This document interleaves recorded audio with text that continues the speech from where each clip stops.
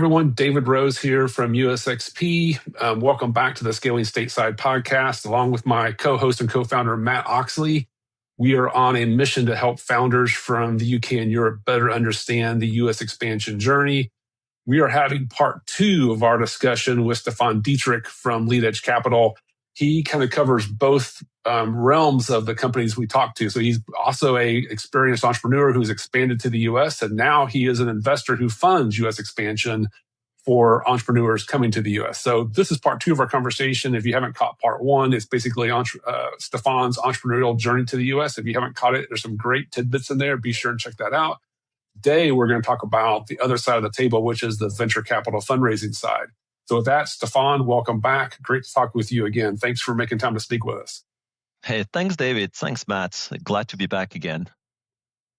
Well, if I may, Stephan, because I think one of the really interesting, components of your story is making that leap from operator, founder, call it what you may, into an investor and into being a VC. In the kind of mindset shift that maybe had to go on that journey, on that step. Would you mind just unpacking that a little bit for us? Yeah. Yes, that's quite a difference to be on the other side of the table, and it requires, I think, a lot of humility to get there. Because when you're an entrepreneur, you're 100% focused on one baby. You have one baby, that's your business. Very often you have one concentration of wealth too. You have like all your wealth is in there. Your concentration of like effort, sweat equity, and pure equity is in there. So you're maniacally focused on one company. So the first adjustment you have to go through as soon as you start investing your own money and you consider this to be your, the new chapter in your life, which I considered after having also a health issue. So the health issue was the trigger for me to really stop operating and go into another type of dynamic, I think, also, and another types of stress level also that wasn't compatible with my health condition anymore. So I knew I had to make a change. So that was like a compelling reason to do it. I would have started other companies. It's not the ideas that are missing here, but it's just like felt it's the right thing for me. Also, I've been married for 30 years. We're celebrating 30 years. My wife has seen me build 3 businesses with my co-founders, the same co-founders. She's seen me grinding 3 times, and she said, the fourth one is not going to be with me. Because you're insane. You're insane when you're in that mode, because it's day and night, right? It's all of a sudden it's like you give birth to a new baby. I mean, it's like day and night. So the compelling thing was like health, and then a family decision saying, this is don't restart from scratch, right? I'm not going to be supporting you in like these early days of grinding, even if like financially you have more comfortable and everything. If you're passionate about something, it becomes a little crazy. So the fourth one is going to be without me. So that felt was like, that's a pretty good reason also to switch to an investor model. So it's not just a decision of choice. It was also driven by external factors. That's what I want to illustrate. So now all of a sudden you're sitting on the other side of the table and you have to make a few decisions. First, you want to create like a VC fund that has LPs, that is borrowing money from someone, commitments, and redistributing them into like portfolio companies and being some sort of a marketplace between supply and demand and match that. And my decision was clearly no, I am not willing to start a fund.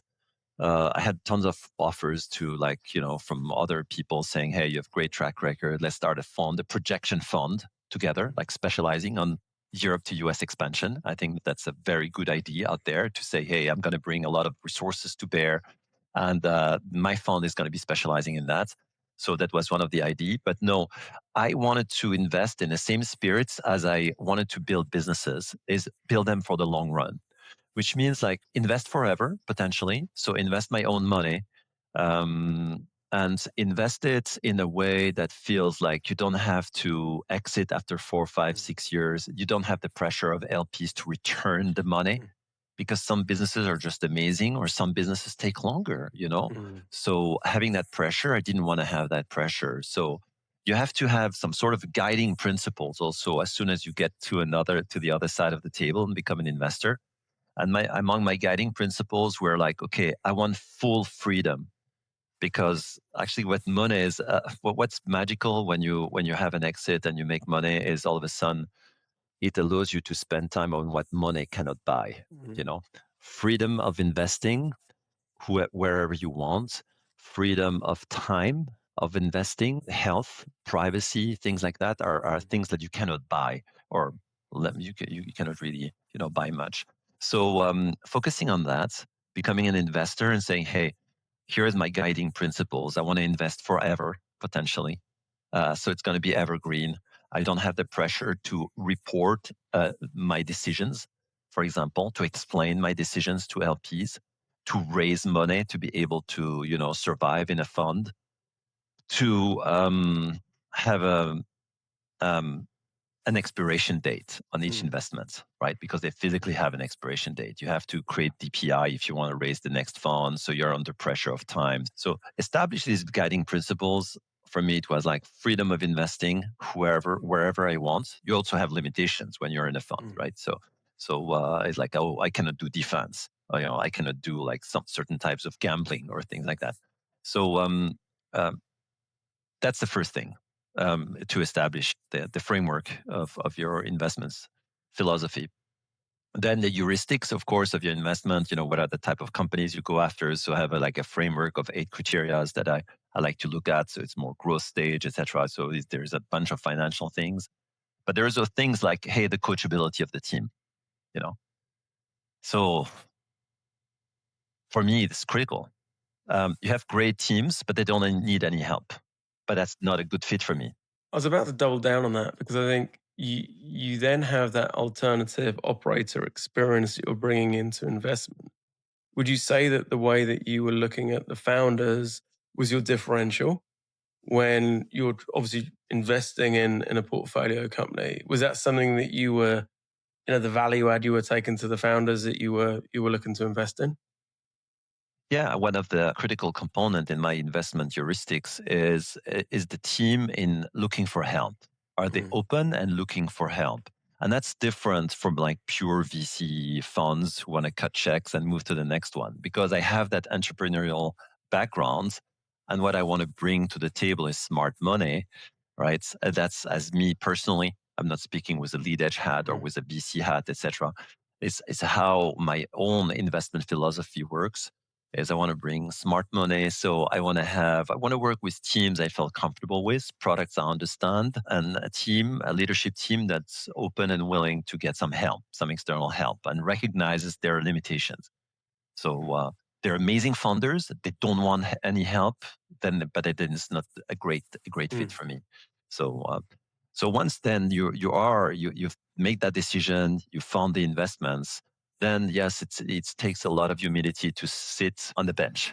You're sitting on the bench like it's soccer time, right? I hope you watched the soccer, the French soccer game last night. Congratulations. You're sitting on the bench and you're watching the other players play. You're not on the field playing anymore. And that is really a lot of adjustment. That is so much adjustment, because all of a sudden you're like, don't do that pass. It's going nowhere. I know this is going nowhere. I've done it. I have scars on my back.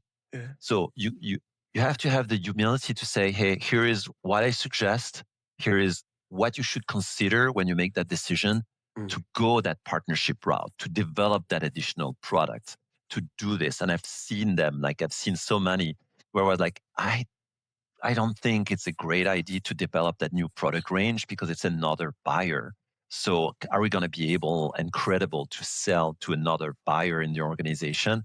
And the team is like, hey, we're still going to commit 5 million. Thanks for, thanks, no thanks. And it's like, okay, I'm going to disagree and commit, right? I'm going to support you in that. And we're going to try to make the best of it. You are on the field. You are the players doing the passes on the field. You're playing. I'm not. I'm just a supporting character. I'm like on the bench, trying to coach you, trying to tell you, what is my experience? What would I do in this situation? And you make the decision. So I make suggestions, you make decisions. So that's a lot of adjustments. And the fact that you go from one baby deeply into like a portfolio strategy all of a sudden. You have like 5, 10, I have 33 now, 33 SaaS businesses I invested directly in. So 6 I'm on the board of. And so it becomes more of a portfolio strategy, even if I don't see it that way. But the real VCs are in a pure portfolio strategy. When something goes south, they just can't give a shit. It's pretty sad, but I've seen a few of those going on right now. Because they're going to make it up on some others. But when you're a founder, you're attached to your babies. You want to love your child equally. All your childs, you love them equally, etc. And you want to go deep into every of these situations, but you can't because there's too many. Stephan, I know as a longtime operator, of course, I think there's a tremendous advantage to investors who've also been operators, some of the topics you were just talking about. But you have that experience of not only being an operator, but an operator who has expanded already to the US, right, successfully. How does that lens and that experience, how does that help you, or how does that influence your process when you're talking to founders and they're talking about coming to the US? How do you think about that experiences, and how do you help coach founders, and how do you evaluate potential new deal flow when you're talking about coming to the US based on those experiences you've had previously? There's a lot there, right? It's like, hey, you use your own experience, but then you also draw from a lot of data that you acquired over the years and pattern recognition in terms of readiness, I guess, right? It's like, hey, is this team, is this organization, is this product, is this go-to-market potentially ready to go to the US? Can we replicate some of the success they've had in their domestic markets? I only look at businesses that are above 10 million in annual recurring revenue, so more in what we call the growth stage of a business. So they've had product market fit in their local domestic markets in Europe or in a couple of markets in Europe. But they've also had go-to-market fits in these regions, right? And I differentiate the two, product market fit and go-to-market fit. So they have that traction in their domestic markets. And now can we replicate that in the US? So product readiness is, of course, one of the things. Very often, I think funders are too, the European products are usually very good. They're usually on par, if not better, than American products. And they're holding back too much, on that very often. Very often the products are too complicated. The UI is too sophisticated. Because in Europe, very often the markets are smaller, so you need to go deeper. You need to make it more sophisticated because you need to answer to more use cases because the companies are asking you this, can I add this feature, etc. So it turns into something that's a little too sophisticated. And in the US, it's a little bit more cookie cutter. So you need to simplify the UI. You need to adapt the product. So product readiness and how you're going to adapt the UI and a product to US use cases is definitely a key thing. And I'm very obsessed by product. It all starts with product, right? The innovation of the product, but also the differentiation of the market. How is this going to be different than the current competitor? Generally speaking, 100% of the businesses I've seen emerge in Europe, when they expand in the US, they already have competitors. I've never seen, except with some exceptions, a real unique new concept out of Europe that goes into the US. One exception, BlaBlaCar, for example, the ride-sharing company in Europe. They never made it to the US, but that's clearly a concept that doesn't exist in the US. Okay. But generally speaking, the US has its own product, has its own leaders, has a lot of backing already, has a lot of financing. You're not the first one in the US, but so looking at the product is a key piece. Organizational readiness, is there the will and the skill of that organization to tackle major challenge like the US? Who is willing to go there from the founders? Who is willing to commit from a founding team or from a leadership team to bring the culture, to bring the knowledge, to bring everything that is not that easy to describe, the experience, the customer stories.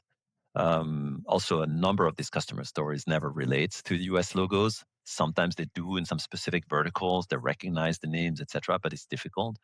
So having that ability to understand the organization, in some European countries, the ability to do everything in English all of a sudden.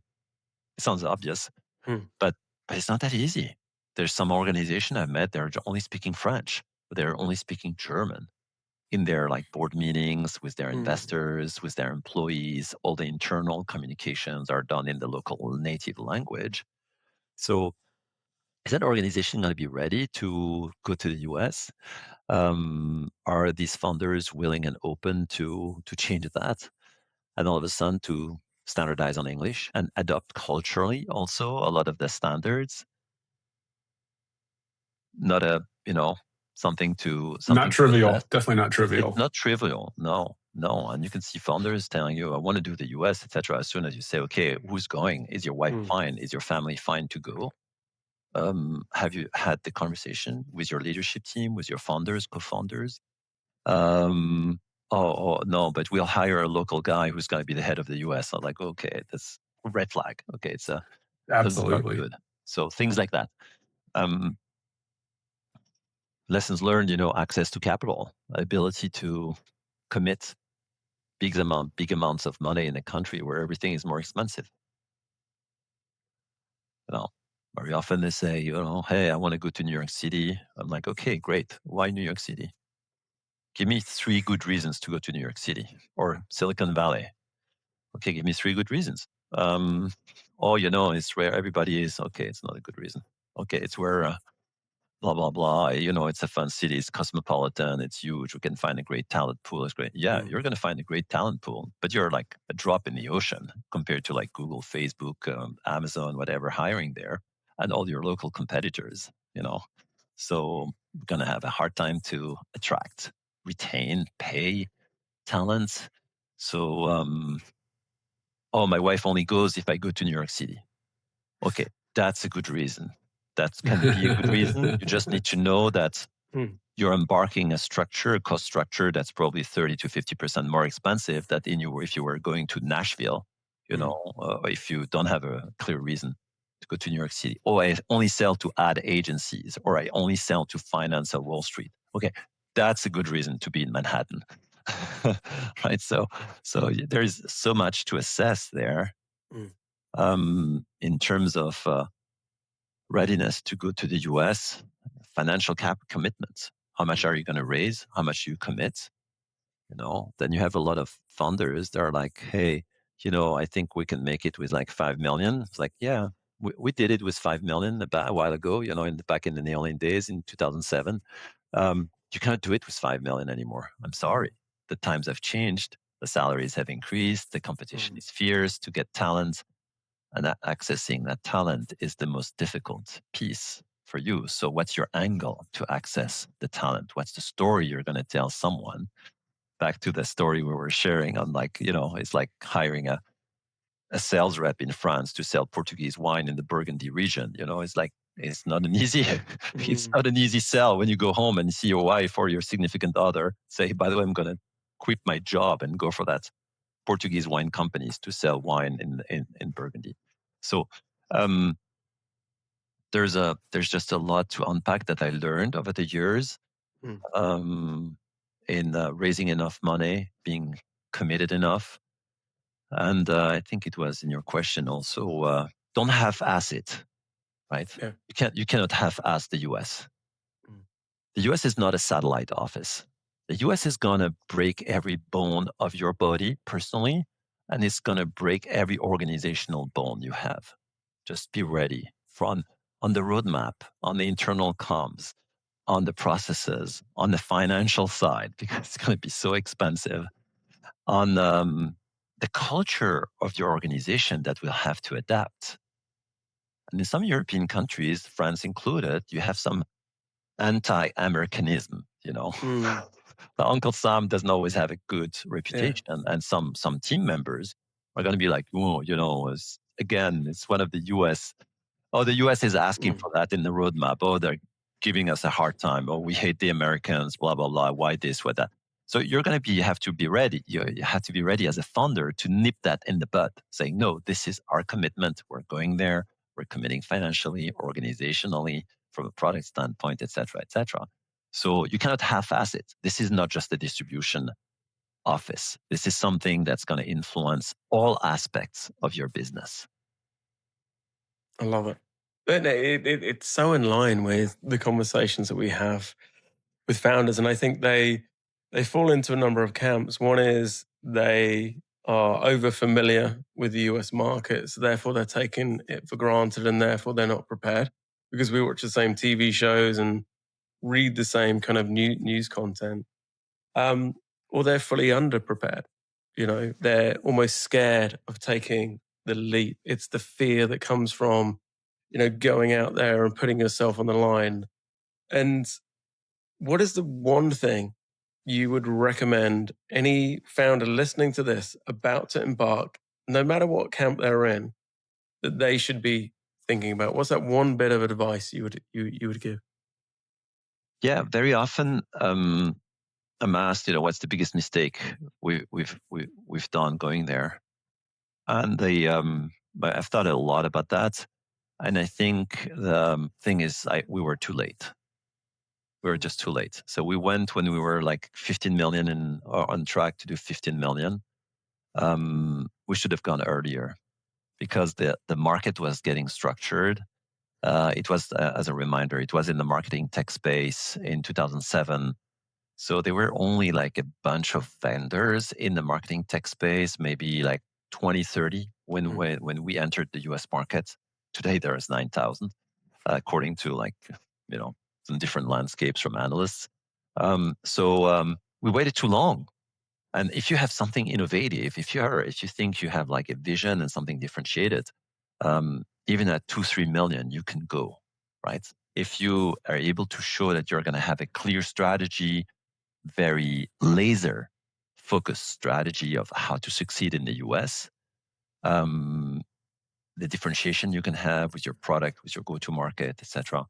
So you don't wait too long. Don't wait for so long. Don't hold yourself back. And we were holding back. When I landed there, remember I landed in New York, JFK, took the flights, and I'm like, Frank Sinatra's song is in my head. When I landed, I remember very vividly when I landed in New York City, and you drive from JFK into the city and you see all of a sudden the skyline. And I landed in New York because we hadn't yet decided that we're going to go with Boston as a secondary city. So, and I knew New York, and I see the skyline, and I have the song of Frank Sinatra in my mind saying, if you can make it there, you can make it anywhere. Right? So all of a sudden you have that like huge commitment that you're taking, and it's like, hey, retrospectively, we waited for too long. We should have gone earlier. We could have raised more money. We could have built a bigger business. And the reality is our number one competitor sold at 2 billion. They raised more money, way more capital, 140 million in the last round. Our last round was 28 million, and it was considered big already. And we were just holding back. We're all holding back too much. It's like when you play tennis, right? Don't hold back these like shots. Just like go for it. Like, go big or go home, but don't do it in a stupid way either. I'm not a high growth, high burner type of guy. I'm very disciplined in terms of like spending the resources, because we raised only like a total of like 35 million to get to an exit to 600 million. So it was very disciplined, and we only burned like 20 million total. So but yet you have to commit. You have to commit early, and the earlier the better. So that's my advice. Don't wait too long. Stephan, you've obviously seen this story, this US expansion story from both sides of the table, right? So you've obviously done it as an operator, and you've seen it from the investor side quite a bit. And you've touched on this a couple of different points, but if you were going to say, there's like, what is the one biggest gap that founders from Europe need to understand before they come? We've touched on talent, we've touched on capital and location. If you're just like, what is the one thing you need to really understand really, really well before you take that leap? What would you say that is? One thing is really talent. I think talent in our space, right? In tech, again, I'm talking from a perspective of like tech, software. That's my experience. So B2B SaaS software technology, where accessing the right talent is day and night. And having the angle, the story, the ability to do backdoor checks, for example, on talent, which is so hard. Is this person really good? We talked about the onion and the multiple layers of the onion, right? All the onions look the same. They look beautiful. Some are rotten inside. Some are empty and dried out inside. Some others are just amazing.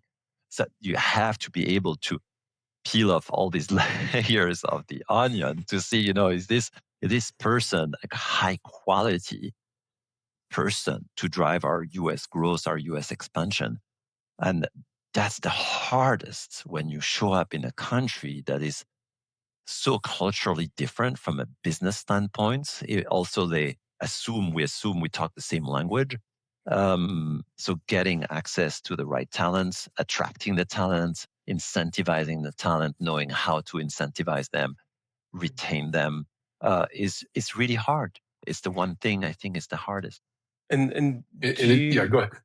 Sorry, David. And do go you ahead. see that from now playing for the other side?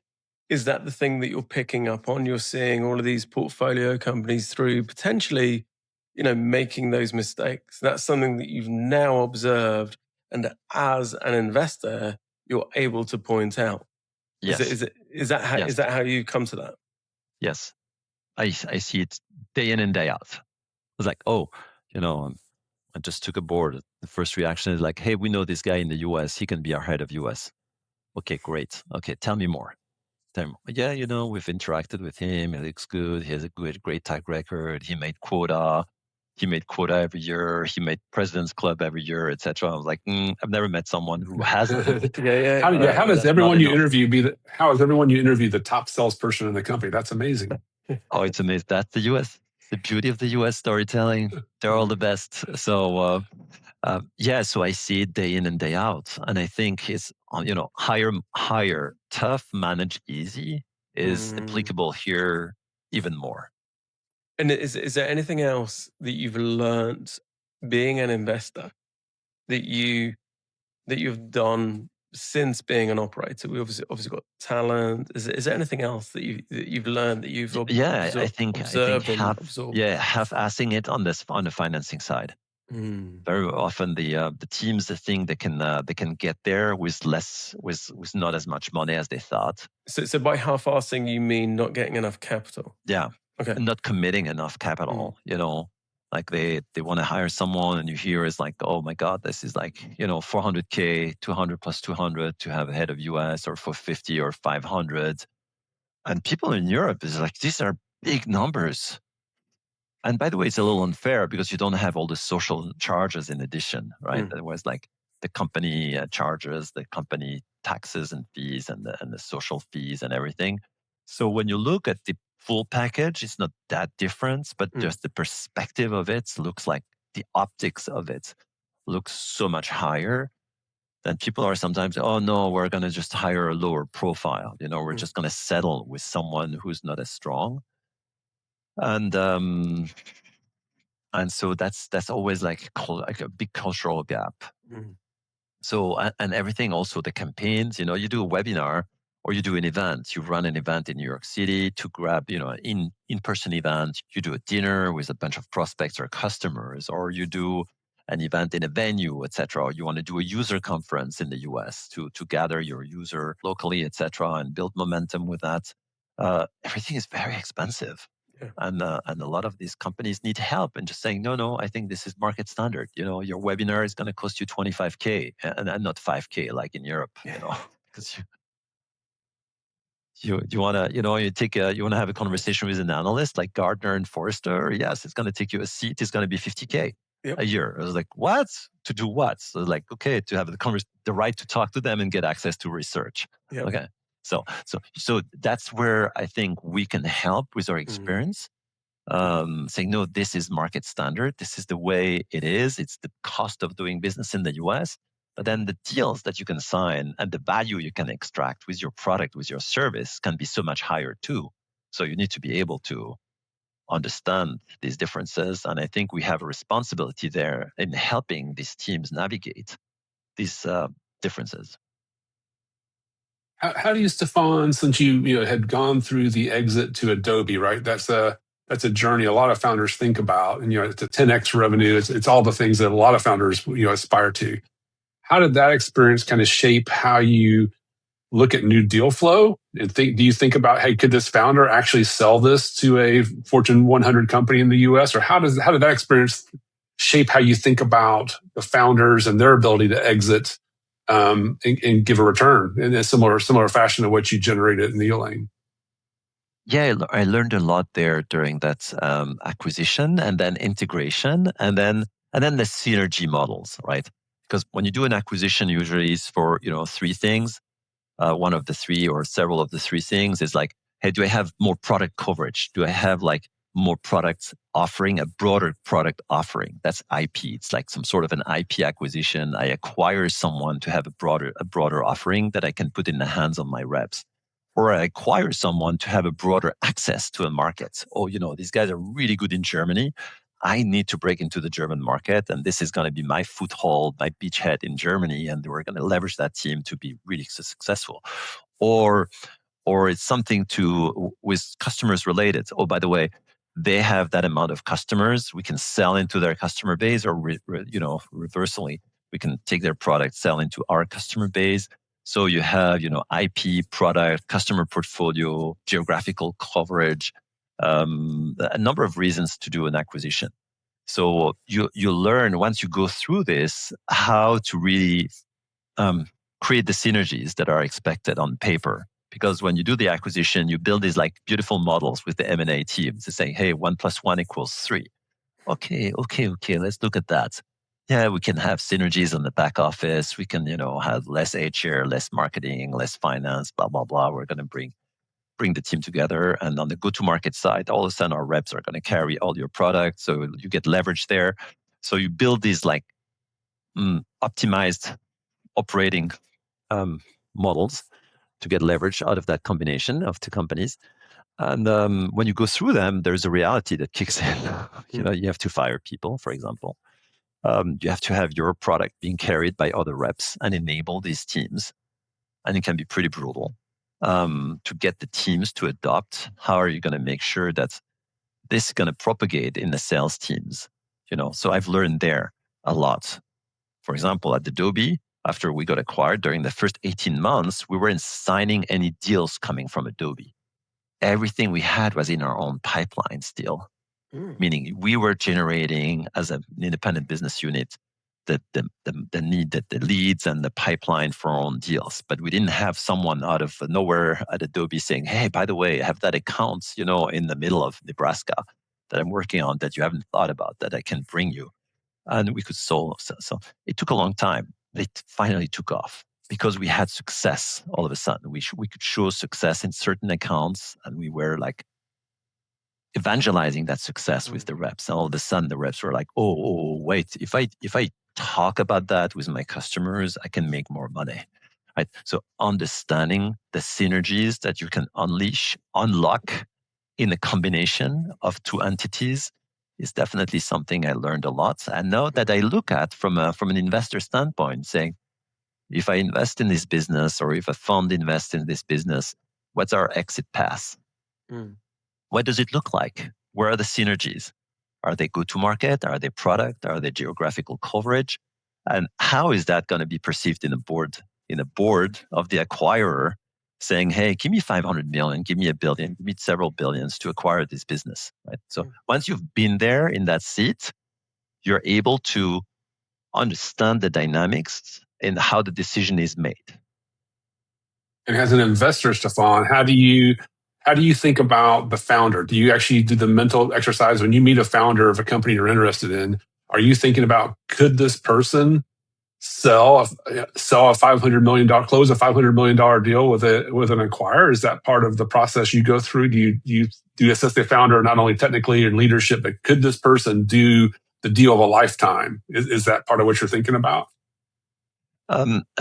Yes, and it's not specifically linked to M&A, right? I think this is a question you have as an investor, generally speaking, not just in the optics of an M&A. It's like, who is that funder? Is this a go-to-market funder? Is this a tech funder? Is this a financial funder? You can find people out of the different areas. A great seller who's starting his business, a consultant comes from Bain, had great ideas, and You can have like a tech geek starting a business. So depending on that, you know that there is areas, skills that founder will need to acquire over the years to build out a great business and scale a great business. Sorry, Stephan, but just on that, are you seeing, because obviously in 2001, like you had that skill set, you had the grit, determination, you had the vision, you were able to kind of go and dominate. Of the founders and portfolio companies that you're looking at, do you see many founders with all of those aforementioned things that are essential to US expansion? So it can be a founder or it can be co-founders, also a team of founders, right? Personally, we did not, back in the early days, in 2001 after, have individually all the skills. But as a team, we were like the Avengers, It's like the Avengers. We all have a superpower in an area. Can that team be an Avenger-like team? And that's fine. That's good too, So, but sometimes you have a CEO who's a tech. Very often, what I see the most is in the space of tech. A tech CEO has a vision for a tech product. Okay, hey, I'm going to code this, and I'm going to then, build a business, sell it, scale it, etc. Such a tech founder, with few exceptions, have an expiration date in an organization. And Mark Zuckerberg is a tech geek, but he definitely developed over the years all the skills needed on all of the other areas to scale and just like an amazing business, regardless of what we can think about. So a lot of the tech founders, a business starts, a SaaS business at least, starts as a tech company, as an IP company. That's the first phase of development. The second phase is you need to become a go-to-market machine. And one is additive to the other, by the way. It's not replacing the fact that you stay innovative and you're a product company, etc. No, it's like, in addition, you need to be a go-to-market machine, a sales machine. And then the third is you need to become a financial powerhouse also to manage all the finance and the metrics, that you have that in order. And that's all additive. So some founders, they're just breaking down when it comes to go-to-market. And I've had that. In my board meetings, it's public information. Out of the 6, we've changed 3 CEOs, founder CEOs out of 6. Okay. So, and that happens. That's okay. And those are external people coming in. Or internal people, coming in and stepping up to become the CEO in the next phase of the business. Because these businesses evolve with phases. Because the way that I describe it as well is, I think certain founders / CEOs get altitude sickness at a certain level. Is that your kind of experience? 100%. And some of these founders, I'm on my 6 board, I'm the independent board member. Okay. So when you're an independent board member, guess what happens? The founder looking at you saying, hey, we don't want to get in trouble with the founder telling him he or she should step down, right? Hey, you're independent. You do it. Can you have lunch and dinner with him and tell him that, we shouldn't have his wife run HR. Okay, great. Okay. That's an easy one. We shouldn't have him run the company anymore. He's reached his level of incompetence pretty much. It's like, so the independent board member is like usually the one having to do that, because the founders, they don't want to get in trouble. They want to have a bad reputation of like removing founders, etc. So I do that. So you have these conversations and you want to celebrate these founders for what they have accomplished.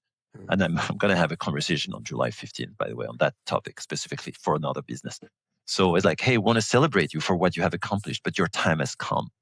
Your time has come. You need to pass the baton to someone else internally who has shown like the will and the skill we can promote, elevate, and take the next phase of the business, right? For example, or someone external that we need to hire.